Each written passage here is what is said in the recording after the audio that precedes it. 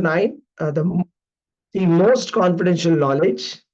And from this most confidential knowledge, so verse number 9 and verse number 10. Nachamam tani karmani nibadnati dhananjaya udasinavadasinam asaktam teshu karmasu.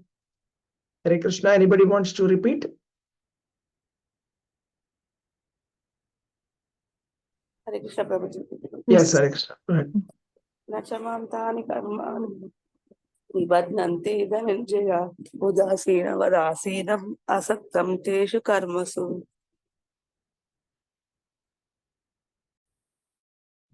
Hare Krishna, thank you very much. So let me just share the screen once more. Okay, the translation goes like this. O Dhananjaya, all this work cannot bind me. I am ever detached from all these material activities, seated as though neutral. So the thing is, when we do work, what happens is we get bound to the work. Am I right? That's what is karma, is it not? So what is karma? Karma means some kind of binding. So when we say karma, we mean to say that, oh, because of my past karma, I'm suffering today. Am I right? And the more we kind of do work, the more kind of karma we get. Either good karma, if you do good karma, you get good results, pious results. If you do bad activities, you get bad karma. Am I right? So now Lord Krishna has explained, right, in the couple of last 3-4 verses, he says that at the end of all the millenniums, all the material manifestations enter into him. And again, at the beginning of the other millenniums, he creates them. So all the universes are entering into Lord, and from him, all the universes are coming out, right? And then the whole cosmic order is under his control, and he is automatically manifesting it again and again, right? So Vishrujami punah punaha. That means again and again, he is manifesting it. It's like a cycle. So when how does a cycle work? There's a beginning and there's an end, and then it starts again. Same cycle, repeats. There's a beginning, there's an end. So Lord Krishna repeatedly is doing this creation of the universes and annihilation of the universes. Now, in continuation with that, he's saying, see, all this work, Arjuna, cannot bind me. Doesn't mean that because he's doing so much of work, he's getting bound by all of this work, right? I am ever detached from these material activities, seated as though neutral. You see, even if you have to do some simple activity, like let us say you want to go to some place, maybe you want to go to your office, you have to drive a vehicle. So you have to use your vehicle, and then you may be crushing so many insects on the street. Even if you have to cook some food at home, when you are going to cut the vegetables, some living entities will be harmed. Or when you are putting inside the mixie, or when you are heating them, so many living entities die.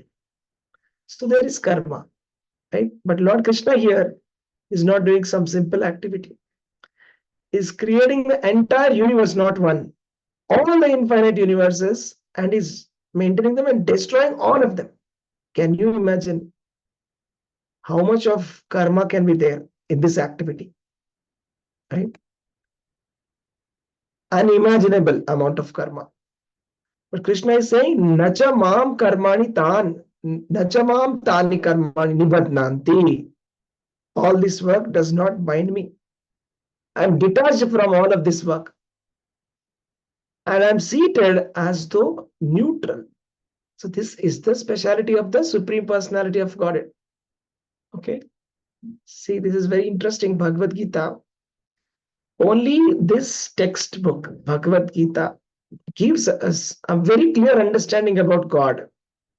There are many religions in the world, and everybody tries to glorify God is great. God is this, God is that, God is omnipotent, omniscient, right? and all that. That's normal. Everybody knows that. But then we have much deeper knowledge, right? So Bhagavad-gītā, Lord Krishna is explaining his position very clearly. What is God? How great he is? We understand from Bhagavad-gītā, right? And so Krishna is not going to be affected by any of the karma. And again, we should not even think that Krishna does not have any engagement. He's sitting idle. In the spiritual world, he is completely engaged. So in the Brahma Samhita, it is said that Atma Ramasya Tasyati Prakritya Na Samagamaha. He is involved in activities, but his activities are not like our activities. So we are involved in material activities. Lord Krishna is not involved in material activities. He has got nothing to do with the material activities. He is involved in activities, special activities, eternal, blissful, spiritual activities. He is always involved. So his abode is spiritual and his activities are also spiritual. He has got nothing to do with this material world. And then how is the material activities being carried out?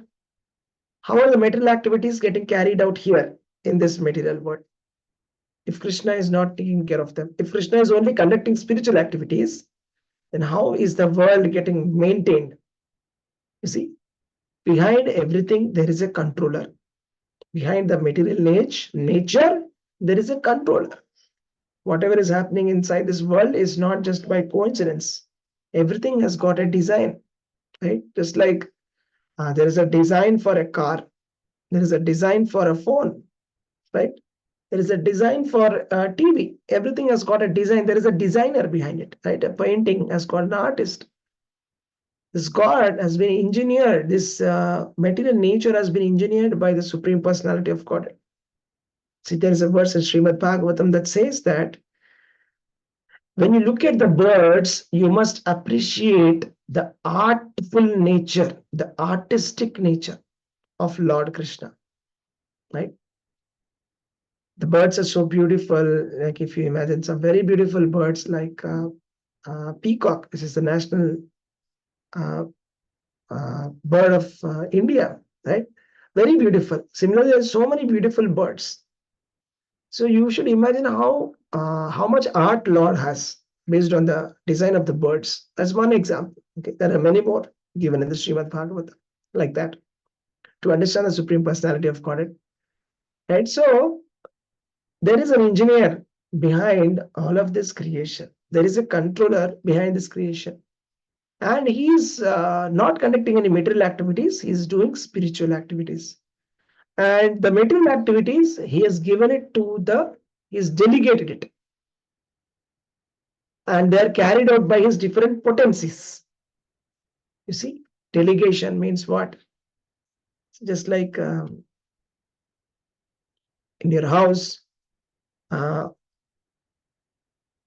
you hire a maid servant, correct? And you delegate some activities to the maid servant. For example, washing the pots, maid servant will do. Cleaning your clothes, washing machine will do. Correct? Or taking care of something else, garbage, there is somebody else for that. Right? Similarly, Krishna does not get involved in any of the material activities. He has got servants. Right? So all the material activities are carried out by these energies of Krishna. Parasya Shaktir Vividhaiva Shruyate. That means Lord Krishna has got infinite energies. Okay, so these energies or the demigods are carrying out all the activities that are necessary to be taken care. For example, we have the sun god, we have the wind, which is blowing out of the fear of Supreme Personality of Godhead. In Kapila-gītā, Lord Kapila is saying, the wind is blowing because of my fear. The sun rises in the morning because of my fear. See? And the water is flowing because of the fear of the Supreme Personality of Godhead. Everything in the nature is working because of the fear of the Supreme Personality of Godhead. It is like this.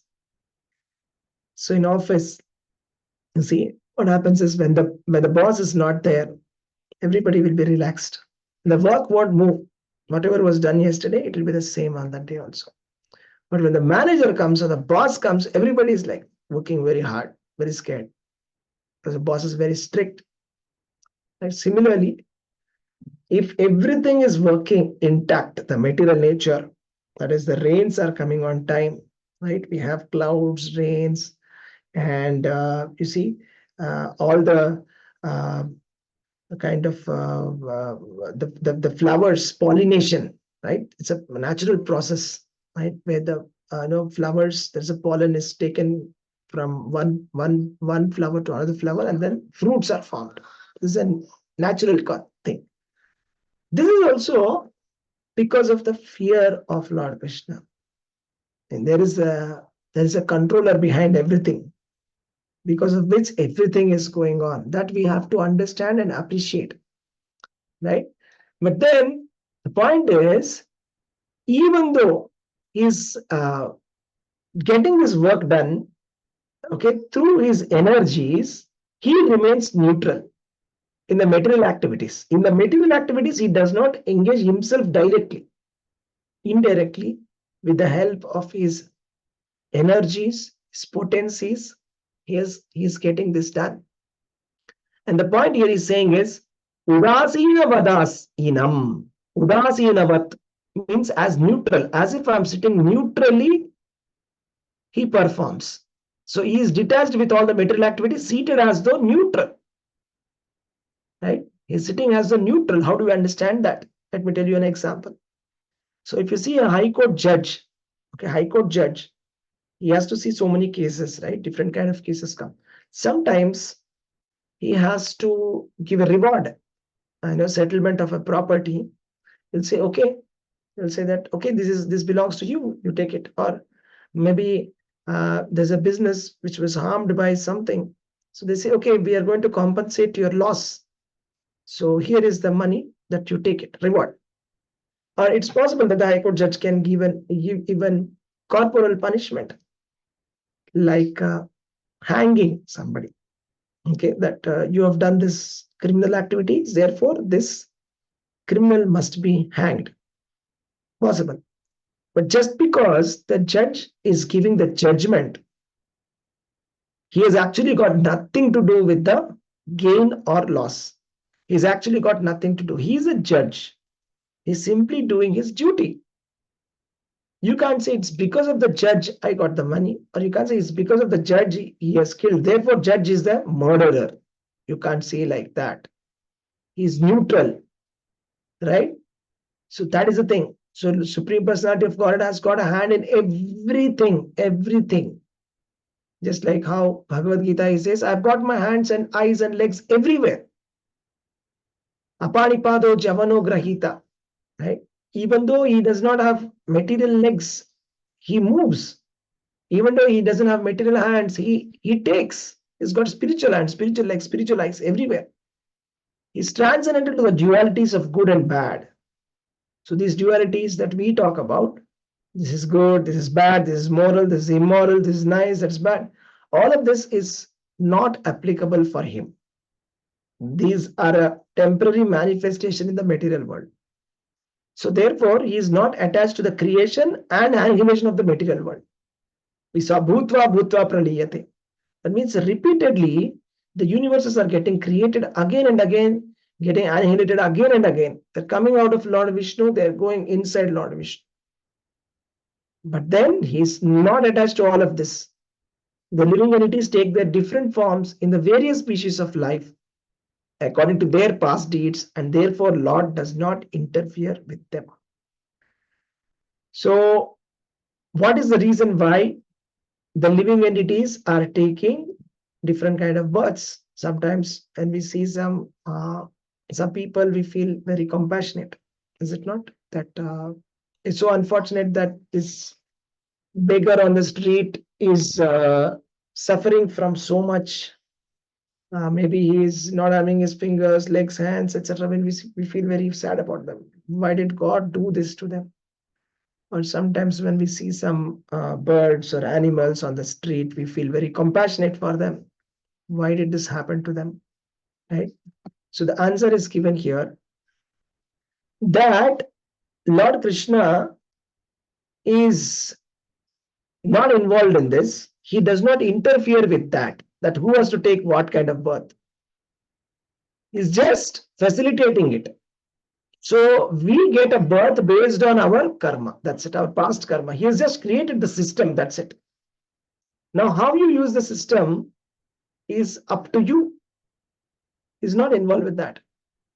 Right? Just like, let's say, if you create a startup company, you create a social media app like Instagram or Facebook or Google or Gmail or anything, any kind of a website.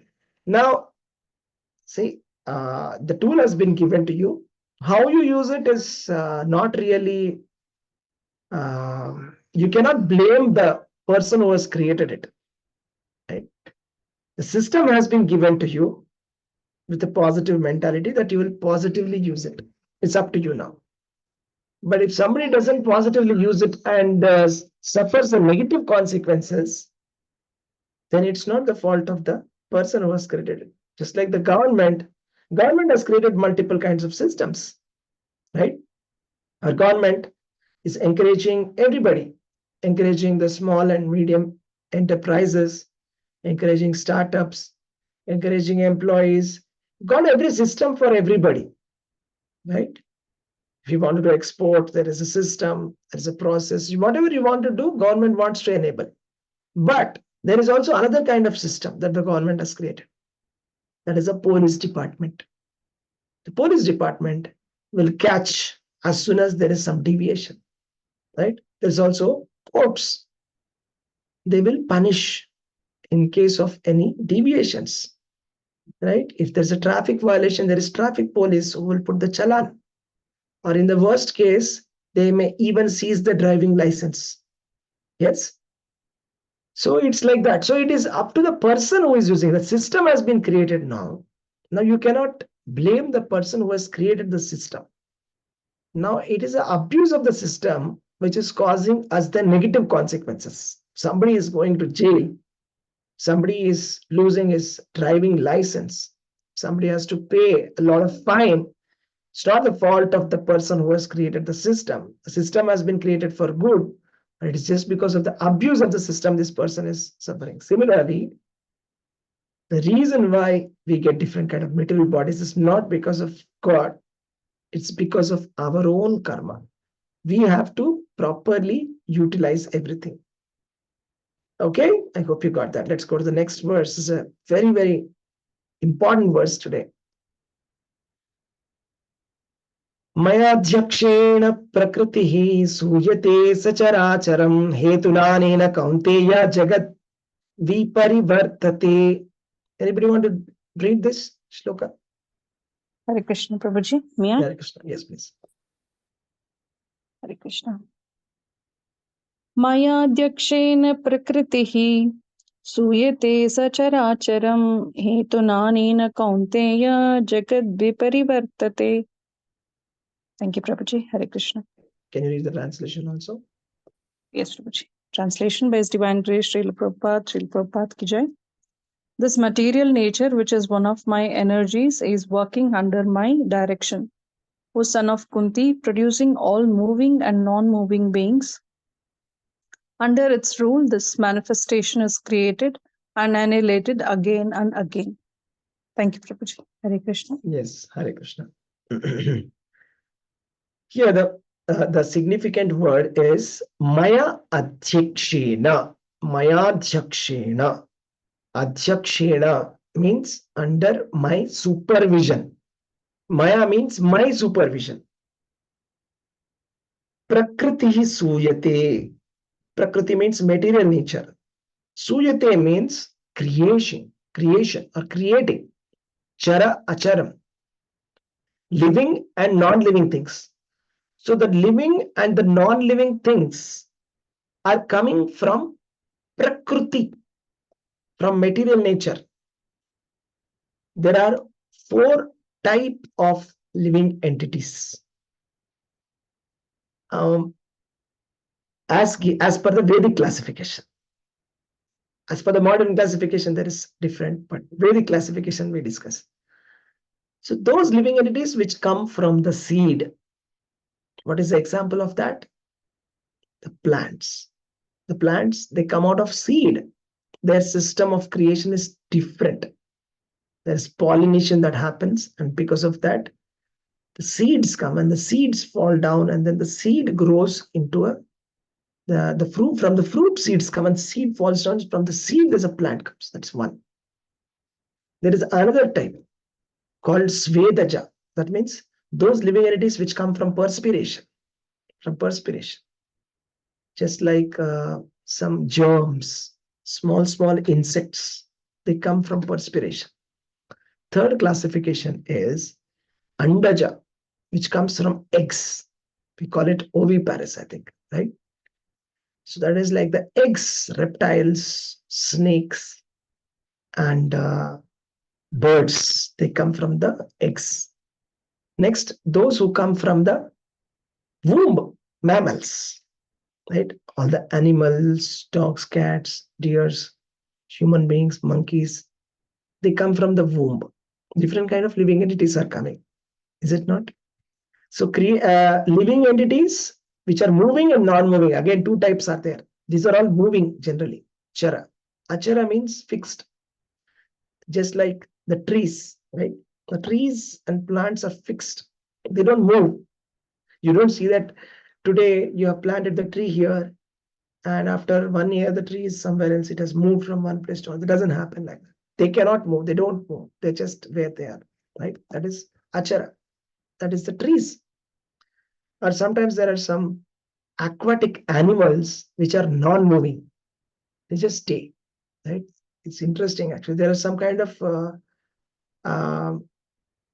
carnivorous plants also in this creation. So interesting, right? So there's some plants which just wait for some insect to come, and they look very nice, just like a plant, and they'll close and they'll eat that insect also. So different kind of animals, right? Some are like fixed, non-moving also. All of them are being born because of the material nature. Yes, material nature is happening and everything is going on in this world, right? Suyate. From the material nature, they're getting born, no doubt. But what is very important is the underlying cause for the birth of these living entities is Krishna. This is the most important point. So this material nature is working under the control of Lord Krishna. Maya adhyakshena prakriti, under my supervision, material nature is working. Because you see, sometimes it is difficult to understand whether God exists or not, because we are not able to see God directly. So the scientists, even though they don't accept God, they accept nature. They say Mother Nature, and they say they appreciate. But Krishna is very clearly establishing here that behind this nature is my direction. Just like under the direction of Krishna, whatever Krishna says, the material nature will do. It is because of Krishna's energy, Krishna's glance, that the living entities are able to give birth. You see, the example given is like this, that the goat has a hanging kind of a beard-like kind of a thing. Okay, but it doesn't. I mean, nobody can get milk from that. It's not like a milk bag, where the children of a goat can get a milk. No, it looks like that, but it doesn't have the capacity to give milk. It just appears like that. Similarly, material nature appears as if it is the cause, but no. The real cause, the real energy is that of Krishna. That is the most important point that we have to decide. The real energy is that of God. That's how we have to understand. That's why Krishna said in Bhagavad-gītā, Pita hamasya jagato, aham bija pradapita. He says that I am the father. I am the father. The father gives seeds into the womb of the material nature. That's how all the different species come out. How? Why? Why is some living entity getting born as a snake? And why is some living entity getting born as a tree? Why some living entity is being born as a cat? What's the reason? What's the reason? Is Krishna the cause that Krishna has decided that this has to become a snake? No, not really. It's because of the previous desires and activities of that living entity. Because that living entity desired to become a snake, it is now a snake. The living entity desired to be a tree. That is how it became a tree. Just like the example of Nalakuvera and Manigriva. They were sons of Kuvera. But they acted in such a way that they became trees. What did they do? When the great personality Narada had come, they were bathing in the Mandakini river of Ganges in the Mount Kailash.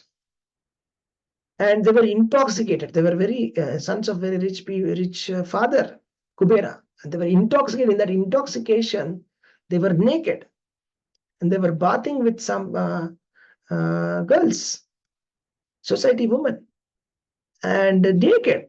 And then when Narada came also, they did not cover their body. So Narada cursed that you become a tree. So why did that tree become a tree?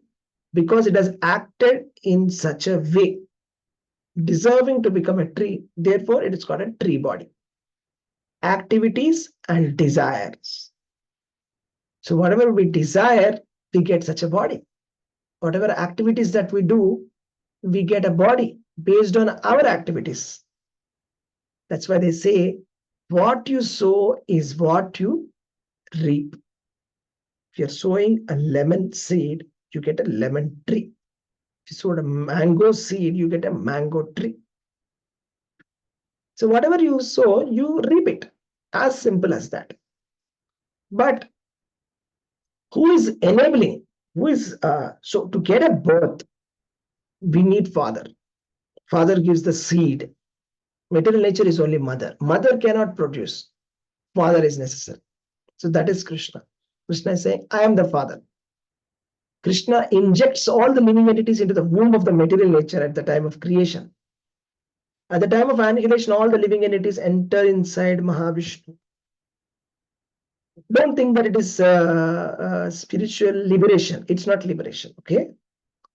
Because just because we are inside the stomach of Mahavishnu does not mean, or Garbhodakashaya Vishnu doesn't mean that we got liberated. No. Again, at the time of creation, he glances at the material nature. He looks at the pradhana. And then he injects with his eye glance. All the living entities get injected. And they get correct body, suitable body, multiple types of bodies. Right? Can be a reptile, can be an animal, can be a bird, can be a four-legged animal, two-legged animal, human being, demigod. All of them are coming from the glance of the Supreme Personality of Godhead. Right? So this theory that evolution is not accepted by Vedas. Okay, that the species are evolving from something to something is not accepted because all the species are always there. Since the beginning of the creation, they are there. That is what the Vedas are saying. And they are enabled by Krishna's glance. You see? So that's how this thing is happening, that Krishna is glancing and he's activating. And because he glances the material nature, there is activity of the Supreme Personality of Godhead. We can't say he's not done anything. Right? He is glancing. Right? Right? But he has got nothing to do with the material nature directly. Now, that is very surprising. You are saying that Krishna is the cause of the birth of all the living entities, and yet you are saying he is not the cause. How is it possible? How do we understand this? Right? Krishna is glancing the material nature, and the living entities are taking birth from the material nature. And yet we are saying he is neutral. How is it possible? How do we understand this? The example is given in the Vedas. It's like the fragrant flower in front of a person. If I give you a fragrant flower, okay, to take perfume, it's like after Aarti, see in ISKCON they give flowers, Okay, they take the flowers and they show it to you, and then you take it and you take the smell. Right? You take the smell of that fragrance. Am I right? Now, what is the relationship between this fragrance and the smelling power of the person? Is there any connection? Yes or no? Is there any attachment between them? Tell me. Who can say that? Is there any attachment? Thoughts, fragrance and thoughts. Fragrance and thought, but is there any real attachment? Okay, you take the flowers, you show it to someone, somebody takes the fragrance, and you go to another person. Now, because the first person has taken the fragrance out of it, is there any attachment that has happened because of that? Is there any connection? Right? There's no attachment there. You can show it to 100 people, it is still the same. The smelling power of the person and the flower, they are not attached. Correct? Similarly, the creation potency of the Supreme Personality of Godhead and the material world. Lord is the creator, original creator, and the material world is there. Even though he has got nothing to do with the material world, he creates this by his glance. So that is how the Supreme Personality of Godhead is engaged in activities always, yet he is not engaged. This is very interesting. Yet he is very detached. We have to learn this trick from the Supreme Personality of Godhead. He is teaching us how to be engaged but yet be disengaged. Right? So it's also called as akarma. Right? So just like the Supreme Personality of Godhead is doing a lot of work, he also says to Arjuna, right? If I stop doing my activities, everybody will stop. If Krishna stops to perform his prescribed duties, nobody will perform. The only reason why we are doing anything is because Krishna did it. And Krishna takes incarnations.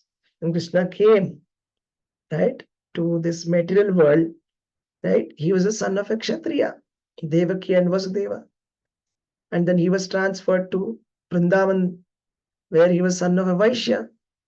So he was taking care of the cows. And he was a young boy, he took care of the calves. Very perfectly he does his duty. After that, he took care of the cows. When he crossed the age of 5, he said to Mother Yashoda, I will take care of the cows now, because I want to help my father, because that's my prescribed duty, Vaishya. So he's taking care of the 9 lakh cows. And when he was around 10 years old, he was taken to Mathura by Akrura, right? And there, again, he's like this, he's acting like a Kshatriya. So first he killed Kamsa and released his parents from the bondage of Kamsa. And then later, he fought many wars with Jarasandha and multiple people who are, excuse me. So he fought with multiple people, multiple demoniac kings, and he strategized this war of Mahabharata. And then he got married to 16,108 wives, and each of the wedding, there was a war, there was a fight, there was a demonstration of talent, just like a Kshatriya. He is doing his duties perfectly. He went to the school also, I forgot to mention. He went to school. Krishna went to school, Sandipani. So he is doing his prescribed duties. Therefore, we do our prescribed duties. If Krishna stops doing his prescribed duties, we also stop. But because Krishna is doing his prescribed duties when he's coming as an incarnation, he's showing so many pastimes. He's acting like a Kshatriya. He's acting like a Brahmana. He's acting like a Vaishya. He's doing so many activities. Doesn't mean that any of these activities will bind him. He's the master of all of this. He's the master of the creation. He's the Yogeshwara. He's the master. Right? He's a teacher. He's teaching us. Right? We have to learn from him. How to work. How to work, we have to learn from Krishna. You see? And not only these activities, the cosmic activities like the creation of the universe, maintenance of the universe, and annihilation of the universe are also taken care by Krishna. He's always very alert in doing his activities, but yet he's neutral and he's completely detached. Right? So without the superintendence of the Supreme Personality of Godhead, material nature cannot do anything. Material nature is dead without the touch of the Supreme Personality of Godhead. Only when Krishna, when Mahavishnu glances at Pradhana, the material nature starts to work, as if somebody waking up from sleep, right? Just like how Brahma was born, he did not know what to do. And he did tapasya, and he saw Lord Vishnu, and Lord Vishnu told him that you are supposed to do this, and then he started to do work. It's like we are also like that. We are in a deep sleep, and we can wake up only when the super soul within us wakes us up. Very interesting point. If you want to wake up any person, okay, you cannot wake anybody if the super soul within does not wake him up. You can try externally, you are trying something, but within the super soul is actually waking that person up. So even to wake up, we need the support of the super soul, Lord Krishna. Otherwise, we cannot even wake up also. You see? So that is how the Supreme Personality of Godhead is conducting the material nature under his superintendence. Without him, the material nature cannot work, and he is completely detached from all material activities and is always fully engaged in spiritual activities. In spiritual activities, is fully engaged. So what do we learn from this? Anybody can say, what do we learn from this, from Krishna? What are we supposed to do? What are we supposed to learn from this? Can anybody say? What is the lesson that we have? Hare Krishna, Prabhuji. Do your Hare Krishna. duties. Sorry. Yeah, let's go one by Do one. your duties and don't get attached to them. Okay. What else? Thank you. Sonal Mataji, go ahead. Yeah, I want to say the same points. Okay. Prabhuji. Thank you. Anything else? So another thing that we have to learn is Krishna is detached from material activities and is fully engaged in spiritual activities. Similarly, we should try to be detached from material activities. Material activities, Maya activities should give up. We should start the service of Krishna, which is 100% spiritual. Right? We are serving Krishna and Krishna serves his devotees. This is spiritual activity. So Krishna likes to be engaged in the service of his devotees, the association of his devotees. And the devotees like to stay in the association of Krishna. We should engage ourselves in spiritual activities. Right? We should be detached from the material activities. Okay. And the second learning is, what's the relationship between the material world and Krishna? Anybody can say? Material nature and Krishna, what is the relationship? Krishna is the supreme director, but he does not get attached. Yeah, he's the supreme director. Under his superintendence, the material nature is working. Without him, the material nature cannot conduct by itself. Got that? Is that clear? See, everybody, is that okay? So that's there's a nice verse in Brahma Samhita also. Srishti Sthiti Pralaya Sadhana Shakti Rekha Chayeva Yasya Bhuvanani Vibharti Durga Ichhanurupam Api Yasya Cha Cheshtate Sa Govinda Madipurusham Tamaham Bhajami. The external potency Maya, who is the nature of the shadow of the Chit potency, is worshipped by all people as Durga, the creating, preserving, and destroying agency of the material world. I adore the primeval Lord Govinda, in accordance with whose will Durga conducts herself. So the material nature is Durga Devi, Prakriti, Shakti. Everything is working. Creation, universe, of material universe, everything is happening because of the material nature. But then, under the supervision of Krishna. Okay, Chayeva Yasya. That means just like a shadow. It's like a shadow conducts, shadow follows the person. If I show something, if I put something light here and I put a shadow, and if I move, the shadow moves. There's an original controller for the shadow. You are only able to see the shadow, but you're not able to see the person who is behind. So that the person behind is Lord Krishna. Is that okay? Thank you very much, Hare Krishna. Thank you for joining today. Hare Krishna. Prabhuji, I have a question. Yes, please. Prabhuji, is there a, I mean, we say no, like Sat Janam husband, we'll get the same husband. Is this thing exist, or in every, I mean, different Janams, we have different set of children, husband, and our relatives? Like, I'm a bit confused.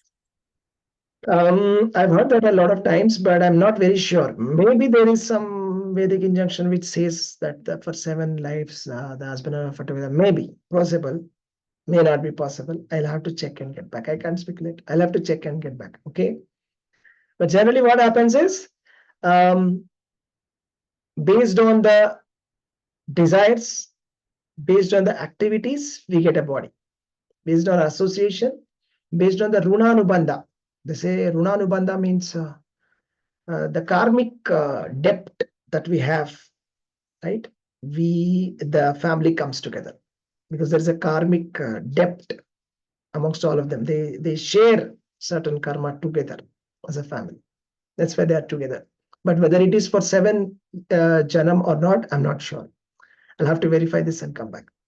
Okay? Because Prabhuji, then detachment becomes difficult. No, if we are sure that obviously in another janam, no same people will be around me, then detachment becomes easy, basically. No, but yeah, I understand. But our aim is not to come back again, right? Our aim is to go back to home, back to God. So the way husband and wife should work together is that they both go back to home, back to God. Srimad Bhagavatam says the husband should be a first-class devotee, and the wife should be serving the husband, and they both go back to God. This is the formula. They Yeah, both and the should children commit to should be go back. Krishna conscious. Yeah, that's right. Children should be Krishna conscious, but everybody will actually go back to God, right? That's the idea. Okay. Hare Thank Krishna. you. Thank Hare you. Yeah, thank you. Hare Krishna. Any other questions? Okay. Thank you very